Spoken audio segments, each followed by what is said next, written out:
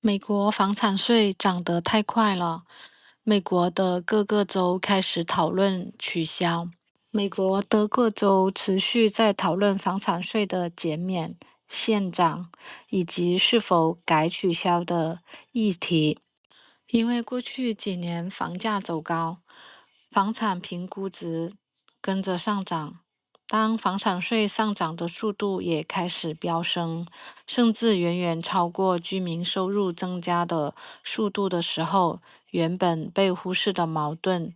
被彻底的推到了台前。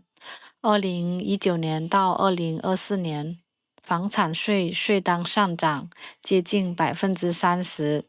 从全国范围看，2019年到2024年，美国房产税的整体涨幅已经接近30%。多份全国口径的研究与媒体的梳理，都把房产税上涨的区间锁定在约27%到29%之间，而推动房产税不断上涨的因素，正是房价与房产评估值持续上行。在不少州和城市，房产税的税率本身并没有明显的提高，但是只要房价持续上涨，房产的评估值就会被同步的抬高，税基随之扩大。即便税率不变，房产税税单依然会自然变大。也正是因为如此，几乎全美所有主要大都会区的房产税都在迅速的上涨。过去几年，房产税问题开始集中爆发，税率看似稳定，房子没有卖，收入增长有限，房产税却在数年内接近上涨30%。政策内以评估值为核心的房产税体系，是否还能继续按原来的方式运作，已经成为无法回避的问题。为什么纳税人越来越难以负担房产税呢？房产税是地方政府、县、市、学区等靠评估体系征收的地方财政主税种，而房产税的增加方式其实是以较为突出的方式影响到业主。评估值重估之后，房产税不是天天重估，由于按周期重估或者在房价快速上涨后集中调整，于是房产税会在某一年突然跳涨。学区与地方公共服务成本上行，学区经费、公共安全、基础设施维护等高度依赖本地税收，房价上涨会推高用工与采购支出，使地方政府对房产税收入的依赖进一步加深。在学校税占比较高的州，矛盾尤为集中。诸如德州就陷入学区经费主要依赖房产税的长期争论已久。房产涨，收入不涨，房产税是持有成本，不卖房就要每年缴。对固定收入人群、退休人群以及现金流紧张的自住房家庭来说，房产税的上涨更像是被动加压。2026年，多州对房产税进行讨论，取消房产税的州，佛罗里达多地实际房产税呈上涨趋势。例如，佛州坦帕和杰克逊维尔的房产税，自2019年到2024年已经增加接近60%，房产税负增长远快于通胀与收入。在民众强烈的关切下，佛州已将取消或者大幅削减房产税，直接推进到修宪与选民投票的轨道上。州参议院也出现明确的修宪文本方向，例如针对自住房和非学校类房产税豁免联合决议，讨论已进入制度设计阶段。不过，方案要等到2026年的宪法修正案公投，并取得至少60%选民支持才能通过。目前被媒体与法律界视为2026年的重要议题。所以在此之前，佛州已经在2025年先行采取房产税负缓冲措施，例如将自住房免税额与通胀挂钩，在不动根本结构的前提下，暂时缓解房产税上行对家庭现金流的冲击。只是佛州地方政府一年收取的房产税大约427亿美元，学校经费就占了其中一半。房产税收一旦大幅减少，地方财政很有可能出现问题。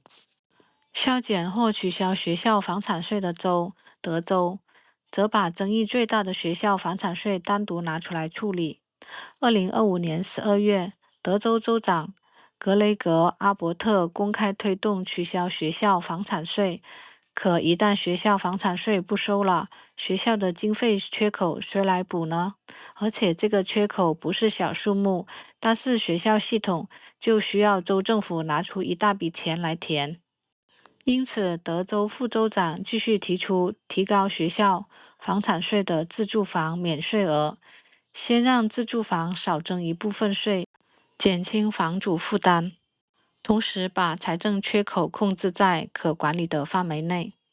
不过，只要学校经费仍然高度依赖房产税，任何大幅削减学校房产税的方案，都避免不了谈及钱要从哪里来，收入波动由谁承担。限制评估值导致的非投票征税，提高可预期性的州。俄亥俄州对房产税讨论主要围绕房产税突然跳涨、增加税制可预期性以及减轻具体纳税人群的负担机制展开。全面推进房产税改革议案。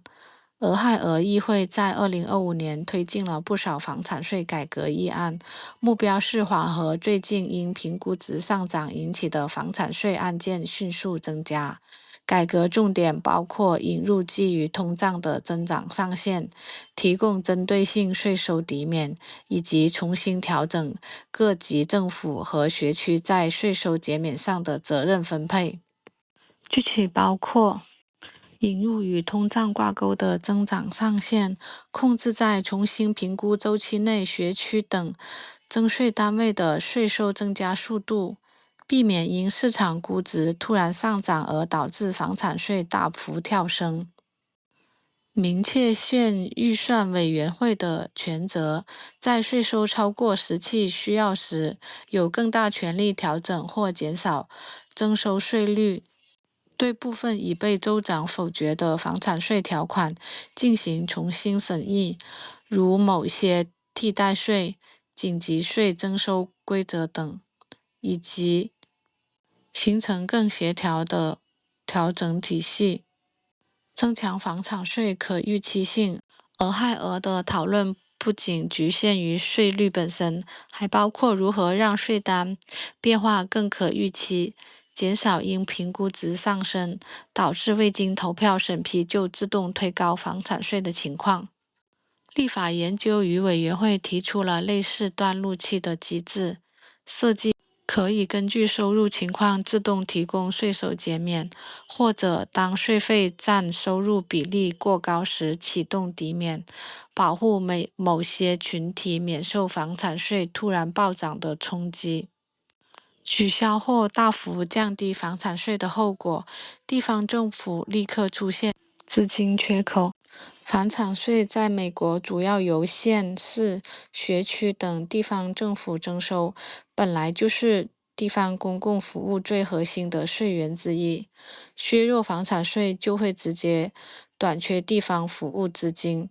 以佛罗里达2025年推进的方案为例，取消非学校类自住房房产税等提案，预测会在实施第一年就会让地方政府收入减少141亿美元。而如果要维持目前由房产税支撑的公共服务规模，就需要寻找大约430亿美元的替代收入。公共服务受影响，地方政府的支出结构里最难回避的是治安、消防、道路、公共卫生、基础设施、运维等每天都要花钱的项目。房产税少收，地方政府要么削减服务，要么把费用转成各种收费和附加费，或者延后维护与投资。学校经费讨论：学校房产税一旦取消，州政府就必须填补巨额教育经费缺口，地方债与信用评级会受冲击。如果地方政府少了房产税这种长期稳定的收入来源，外界就会怀疑地方政府的长期还债能力会不会变弱。投资人可能会要求更高的利息，导致地方政府以后每一次借钱都会更贵，继而影响公共项目。税负不会消失，如果房产税被大幅削减，政府仍要运作，就只能转向别的税或费。销售税、各类使用费、特别收费，甚至州级拨款重分配。佛罗里达政策研究机构就指出，在缺乏个人所得税等税种组合的州，想用替代税源补齐缺口，公共性与结构平衡就会更难。在美国，房地产投资的核心不只是升值，更是运营效率与持有成本的管理。美国房产税的征收主体是军政府、市政府、学区，联邦政府、州政府不征收房产税。美国房产税率变动的比较频繁，其实确定方法是政府用除以房产税以外的其他政府收入的总额与下一财政年度预算总额的差额，除以当地房产税的市场价值，来制定房产税的税率。房产税的总税率为州及以下各级地方税率之和，一般由州税率、市县税率、学区税率三部分组成。美国房地产税出台于房地产大开发时代的快速发展时期，初衷是作为地方稳定的税收来源，短期冲击大多数被人口增长、产业升级等基本面利好抵消。全球房地产的宏大叙述中，纽约从来都是最耀眼的标本。欢迎点赞订阅。